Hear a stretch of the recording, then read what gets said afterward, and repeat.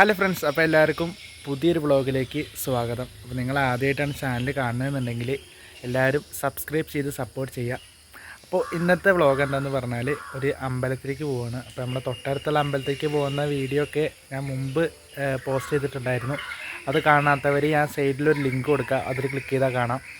അപ്പോൾ ഇന്ന് പോണ അമ്പലം എന്ന് പറഞ്ഞു കഴിഞ്ഞാൽ അങ്ങാടിപ്പുറം തിരുമാന്താംകുന്ന് ഭഗവതി ക്ഷേത്രത്തിലേക്കാണ് പോകുന്നത്. അപ്പോൾ ഞാൻ ഒരുപാടായി അങ്ങോട്ട് പോയിട്ട്, അപ്പോൾ ഇനി അങ്ങോട്ട് പോകുന്നതിൻ്റെ വിശേഷങ്ങളെല്ലാം ഞാൻ എടുക്കാം. അപ്പോൾ അതെല്ലാവരും തീർച്ചയായിട്ടും മുഴുവനായിട്ടും കാണണം. അപ്പോൾ ആദ്യം പറഞ്ഞ പോലെ തന്നെ ആദ്യമായിട്ട് ചാനൽ കാണുന്നവർ സബ്സ്ക്രൈബ് ചെയ്ത് സപ്പോർട്ട് ചെയ്യാം. രാവിലെ എണീറ്റുകൊണ്ട് തൊണ്ടയൊക്കെ ഒരുപാടായിട്ടുണ്ട്, ഒരുമാതിരി ആയിട്ടുണ്ട്. അപ്പോൾ നമുക്ക് നേരെ വീഡിയോയിലേക്ക് കിടക്കാം. ഈ രാവിലെ ഈ ചെമ്പരത്തിക്കൊക്കെ ഭയങ്കര ഭംഗിയാണല്ലേ. അങ്ങനെ പെട്രോളൊക്കെ അടിച്ച് നമ്മൾ നേരെ എൻ്റെ നാടായ അൽനല്ലൂരിൽ നിന്നും അമ്പലത്തിലേക്ക് യാത്ര പോകുന്നു ഗൈസ്. 4 പേരുള്ള സംഘത്തിലെ എൻ്റെ ഡ്രൈവർ പ്രസാദ് സാറാണ്. അപ്പോൾ ഒരു മിനിറ്റ്, ഞാൻ ഈ വീഡിയോയിൽ എത്ര വട്ടം ക്യാമറയിലേക്ക് നോക്കുന്നുണ്ട് എന്നുള്ളതൊന്ന് കമൻറ്റ് ചെയ്യാം. അങ്ങനെ ബസ്സെല്ലാം മറികടന്ന് വഴിയിലെ കാഴ്ചകളെല്ലാം കണ്ട് യാത്ര തുടർന്നുകൊണ്ടിരിക്കുകയാണ് ഗൈസ്.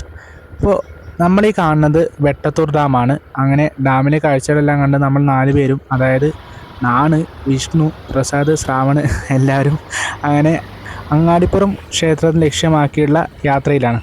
അപ്പോൾ ക്യാമറ കണ്ടപ്പോൾ ഞാനും അവരും ഓരോന്ന് കാട്ടിക്കൂട്ടുന്നുണ്ടായിരുന്നു. അങ്ങനെ റോഡ് സൈഡിൽ, അതായത് മലപ്പുറം ജില്ലയിലെ പ്രകൃതി ഭംഗിയെല്ലാം ആസ്വദിച്ച് നമ്മൾ ഒടുവിൽ പെരിന്തൽമണ്ണയിലെത്തി. അലനല്ലൂരിൽ നിന്നും മൊത്തം 23 കിലോമീറ്ററോളം റണ്ണിങ് ഉണ്ട് അങ്ങാടിപ്പുറത്തേക്ക്. എന്നാലും ഇടയ്ക്കിടയ്ക്ക് നമ്മുടെ ഈ ന്യൂയോർക്ക് മാതൃകയിലുള്ള റോഡായതിനാൽ രാവിലെ 7 മണിക്ക് പുറപ്പെട്ട ഞങ്ങൾ ഏകദേശം 8 മണിയോടെയാണ് അവിടെ എത്തിയത്. അപ്പോൾ ഇനി ബാക്കി വീഡിയോയിൽ പറയാം. അപ്പോൾ ഞാനങ്ങനെ അമ്പലത്തിലെത്തി. അപ്പോൾ ഇനി തൊഴുതിട്ട് വരാം. അപ്പോൾ അതുവരെ അമ്പലത്തിൻ്റെ വിഷ്വൽസൊക്കെ എല്ലാവരും ഒന്ന് കണ്ടുവരും.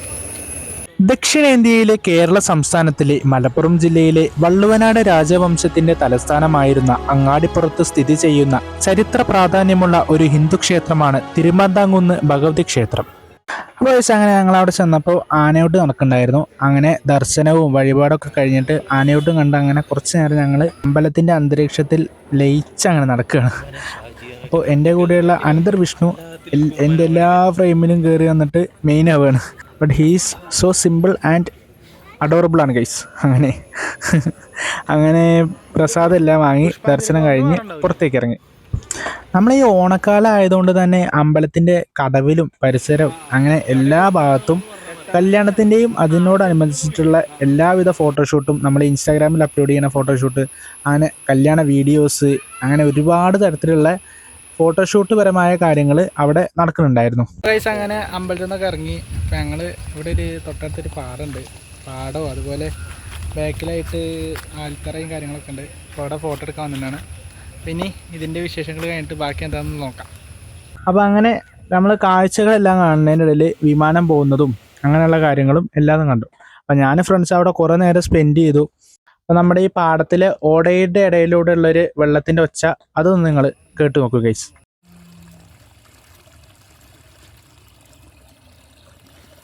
അപ്പോൾ ഗൈസ് അങ്ങനെ അമ്പലത്തിൽ നിന്നൊക്കെ ഇറങ്ങി.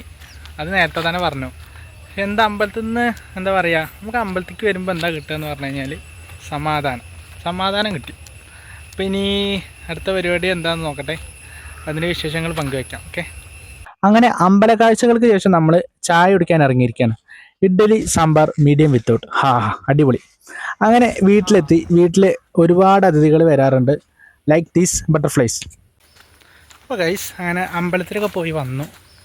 അപ്പോൾ ഇനി ഒരു കല്യാണമുണ്ട്, അപ്പോൾ അതിന് പോയിക്കൊണ്ടിരിക്കുകയാണ്. ഒരു ഞായറാഴ്ച എന്ന് പറയുമ്പോൾ എല്ലാവിധ കാര്യങ്ങളും സെറ്റാവണത് ഞായറാഴ്ചയാവും. ഇപ്പോൾ അമ്പലത്തിൽ പോവുകയാണെങ്കിൽ അങ്ങനെ, കല്യാണമാണെങ്കിൽ അങ്ങനെ. അപ്പോൾ ഇനി എന്തായാലും കല്യാണത്തിന് പോയിട്ട് അടുത്ത വിശേഷങ്ങൾ കാണാം. പിന്നെ അതിന് ശേഷം ഞങ്ങളൊരു മൂവിക്ക് പോകാൻ പ്ലാൻ ചെയ്തിട്ടുണ്ട്, ലോക്ക. അപ്പോൾ ഇനി അതിന് പോയിട്ട് അതിൻ്റെ വിശേഷങ്ങളെല്ലാം കഴിഞ്ഞിട്ട് കാണാം. അങ്ങനെ നമ്മൾ കല്യാണമൊക്കെ കൂടി ഫുഡും കഴിച്ച് ഞാനിപ്പോൾ ഈ ഇടവഴിയിലൂടെ നടന്നു പോകുന്നത് മൂവി കാണാനാണ് ഗൈസ്. അങ്ങനെ ഞങ്ങൾ മണ്ണാർക്കാട് ഒക്കാസ് തിയേറ്ററിലെത്തി.